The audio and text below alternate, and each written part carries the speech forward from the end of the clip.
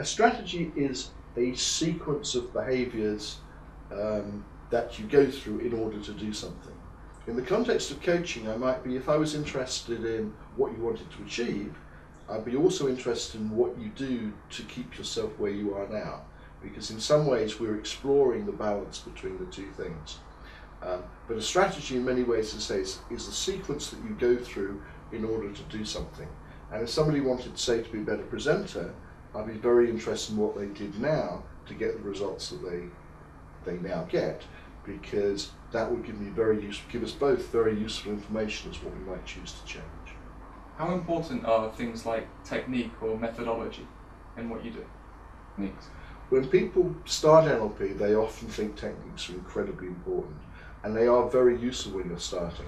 But I'd suggest it's not the technique per se that's important, it's what you learn from actually doing the technique. Because if you do the technique, you'll sort of open the other person up and you'll get signs from them of what's actually happening. So to me, as I say, the purpose of a technique is to get a reaction and to get you to give me information of where to go next, rather than a technique per se is the answer.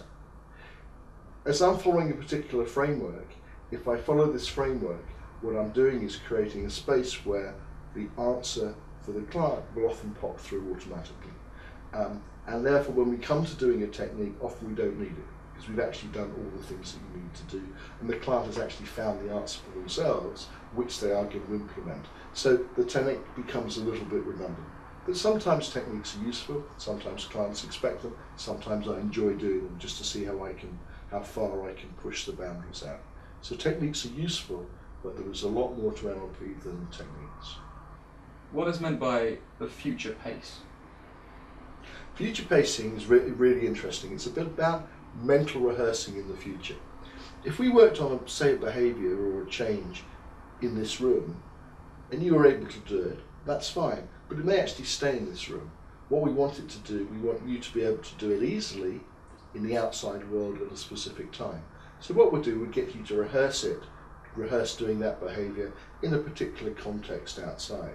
And the object is, if you rehearse it many times, you will then find it much, much easier to do that behaviour at that time outside. So it almost transfers the learning from this room into the real outside world. And what is meant by an end frame? We started off with the frame saying this is what the session's going to be about. The end frame sort of closes that particular loop and says we've come to the end, you've successfully done these things, and this is what's likely to happen. And in many cases, if we've talked about a big change, I might suggest to you that you're going to go outside, you're going to find it much easier to do, but it actually may be the first time you try it, it won't be as easy as you think, but you will try it. The second time you do it, it will get easier, and the third and fourth time you do it, you'll actually find it really, really easy and successful to do. So it sort of gives you, it sort of closes the session up. Okay, now taking this outside of the actual framework itself, you have a list of other things that are important to consider. And the first of these is value. Could you just explain to me why value is important? Values is basically what's important to somebody. You're a martial artist. What do you get out of doing martial arts? That sense of personal freedom in martial arts. Personal freedom. And what do you get from personal freedom? Integrity. What does integrity get you? A feeling of individualism. Okay, so you've got integrity, you've got a feeling of individualism. These are important to you, aren't they? Yeah. Okay. Your response is good. It's questioning people about what's important to them, and maybe pushing the questions a little bit further than you would normally politely, because that actually gets people to go inside and to really consider the question. And the answers come out are tremendously useful, because if you know what's important to people, or people know what's important to them, it's much easier to do lots of planning, life planning, work planning, all that sort of stuff. Okay, and what do you mean by value rules? If you come up with something like integrity, or whatever value you've come up with, it's a label that you come up with that makes perfect sense to you, but doesn't necessarily make any sense to me. And I respect the fact that we all have different interpretations of different words. So what I'm interested in is exploring it. What does that mean, not in your head, but in the outside world? So if I just took this word integrity, if I was to say what would have to happen for you to feel that integrity had been met? I would just feel more relaxed, more secure with my actual body itself.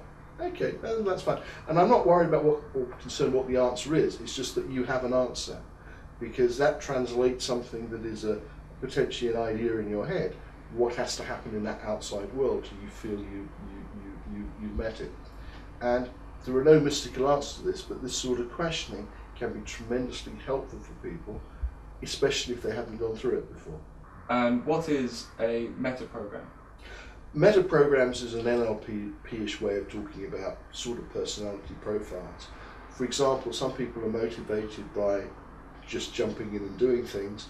Some people are motivated by waiting, thinking about, considering. And if I know where people sit on, say, that particular polarity, I'm much more likely to be able to communicate with them effectively, and I'm much more likely to be able to motivate them because I know which direction they like to go in. And what is a representation system?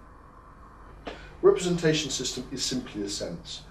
In NLP and in life, representation systems are incredibly important, because if you think about it, a representation system, or our senses, is how we communicate with the outside world. Therefore, if we want to understand how people build up their experience of the outside world, we have to do it through senses-type language. Is there anything that you would care to add on the subject of framework that you feel is relevant to this? We talked about the framework. This is something I've used and developed myself. Other people have slightly different versions that they will use. The point I think I'll make to end is this, that all the elements are useful to explore. The more you practice them, the more actually they turn into a holistic whole, so it becomes less doing this and then that and then something else. But the best way to learn them is by doing them all time and time and time and time again, because then you get really good at them, and the better you get at them, the better you get at the whole holistic thing. In the end, it's the person that's important, but the way you get good at the person stuff is getting the framework right and practicing the framework. Michael Beale, thank you. Thank you.